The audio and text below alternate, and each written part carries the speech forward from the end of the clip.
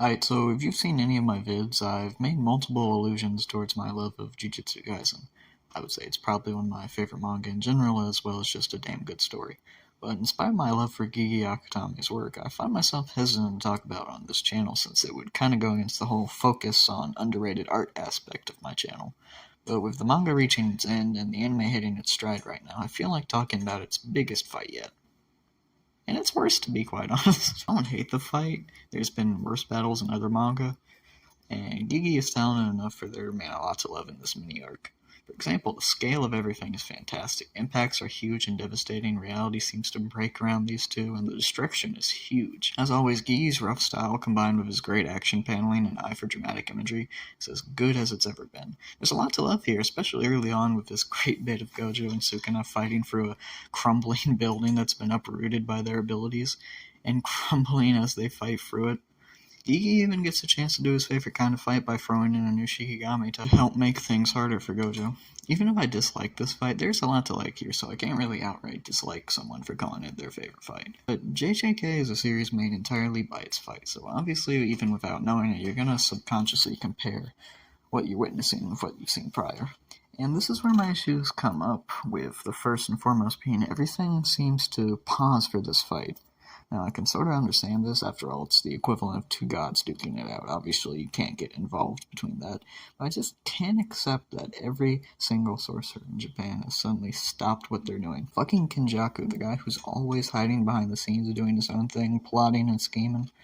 There's no effort to try and deal with him, while Sukuna can't guard him, and it seemed at the point that this fight had been published that Kenjaku had stopped all of his plans. And he did!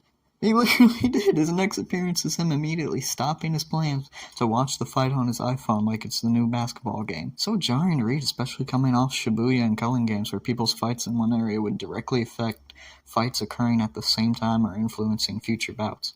When Yuji beat Higurama, it immediately changed the conditions for Fushigoro's fight, and Bailey made it so he could win.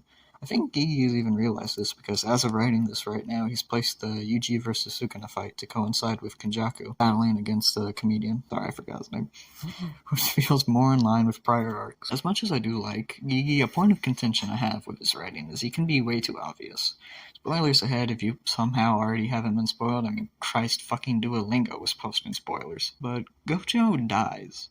This would be shocking if it wasn't incredibly obvious this would be the outcome. Sorry, but as much as I love Gege, it was incredibly obvious not only from a narrative standpoint, I mean, where would things go if he had won? But from anyone who's read any of Gege's interviews and comments knows that Gojo would have lost the fight. It's similar to how it was obvious Yuki was going to lose her fight, if not as egregious. I don't think a fight having an obvious outcome is a bad thing at all. For example, it was obvious Goku was going to beat Frieza, or that Kongo would beat Brother, or Ichigo would best Aizen. It's not strictly about the outcome, but rather execution.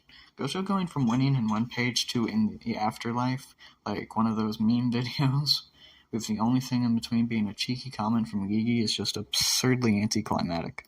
On top of that, it feels more like it's intended to define Sukuna's character, rather than offer acceptable closure to Gojo's character. Admittedly, there's bits here that are good. This line between Gojo and Geto is very in character.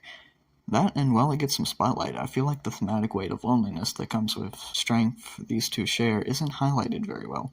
It's a fight I genuinely believe needed to be longer to fully flesh out the character beats presented, since these two do not have a lot of screen time together, and need this fight to kind of, tie everything up in a nice little package. People forget that fights are character development in a shonen manga. Having battles be long enough for both characters to clash both physically and with their ideologies is vital to good shonen battles. On top of that, there is some real dead weight here.